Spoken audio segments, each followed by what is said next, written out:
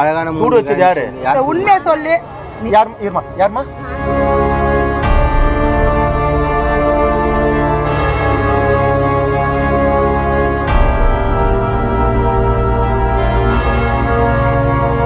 இளகிய மனமுள்ளவர்கள் இந்த வீடியோவை பார்க்க வேண்டாம் என எச்சரிக்கை கொடுக்கும் அளவுக்கு நெஞ்சை பதற வைக்கிறது.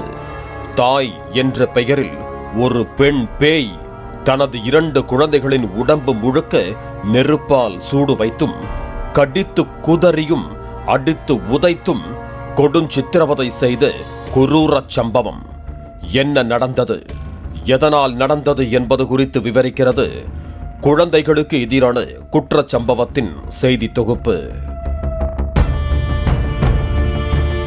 திருவள்ளூர் மாவட்டம் பொன்னேரியில் கடந்த சில ஆண்டுகளாக பாதாள சாக்கடை பணிகள் நடைபெற்று வருகின்றன. இந்த பணிகளுக்காக பல்வேறு ஊர்களிலிருந்து தொழிலாளர்கள் வந்து தங்கி வேலை செய்து வருகிறார்கள். அப்படி வந்த தொழிலாளர்களில் கணவரை பிரிந்து வேறு ஒருவருடன் வசித்து வந்த இளம்பெண் தமது குழந்தைகளுக்கு சூடு வைத்ததும் கடித்து அடித்து உதைத்து சித்திரவதை செய்ததும் தெரிய வந்தது. இதனால் அதிர்ச்சியடைந்த பொதுமக்கள் காவல்துறைக்கு தகவல் தெரிவித்து பாதிக்கப்பட்ட குழந்தைகளை பொன்னேரி அரசு மருத்துவமனையில் சிகிச்சைக்காக சேர்த்தனர். தொடர்ந்து மேல் சிகிச்சைக்காக குழந்தைகள் பாதுகாப்பு நல அலுவலர் கண்காணிப்பில் திருவள்ளூர் அரசு மருத்துவமனைக்கு அனுப்பி வைக்கப்பட்டு அங்கு சிகிச்சை அளிக்கப்பட்டது. முதற்கட்ட விசாரணையில் குழந்தைகளை சித்திரவதை செய்தவர் கள்ளக்குறிச்சியை சேர்ந்த 18 வயது இளம்பெண் சத்யா என்பதும், இவருக்கு கடந்த சில ஆண்டுகளுக்கு முன் சிவா என்பவருடன் திருமணம் நடந்து 5 வயதில் பெண் குழந்தையும் 3 வயதில் ஆண் குழந்தையும் இருப்பது தெரிய வந்தது.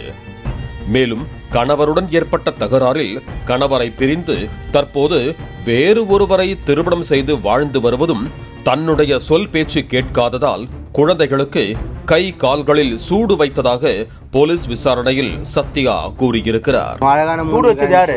உண்மையை சொல்லு. யாருமா? எதுக்கு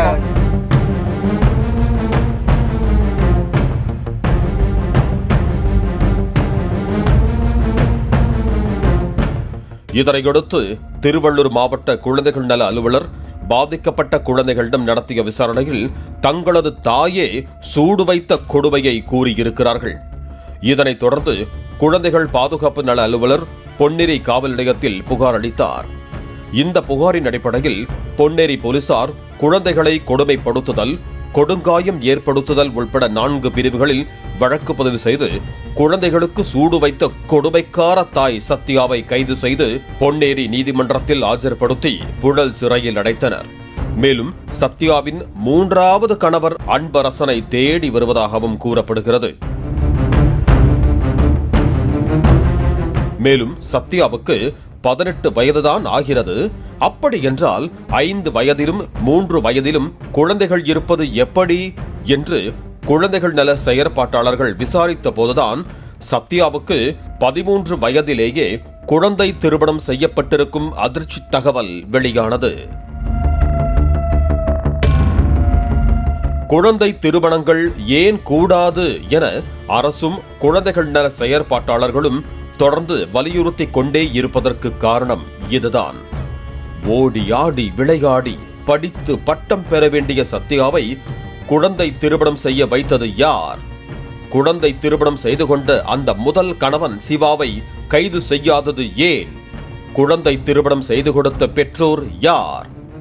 இந்த குழந்தை திருமணத்திற்கு துணை போனவர்கள் யார் யார்? அந்த கிராமத்தின் VAOவுக்கு இந்த குழந்தை திருமணம் நடந்தது தெரியாதா? அப்படி நடந்தபோது ஊர் மக்கள் VAOவுக்கோ ஏன் 1098 சைல்டு லைன் நம்பருக்கோ தொடர்பு கொண்டு தகவல் அளிக்காதது ஏன்?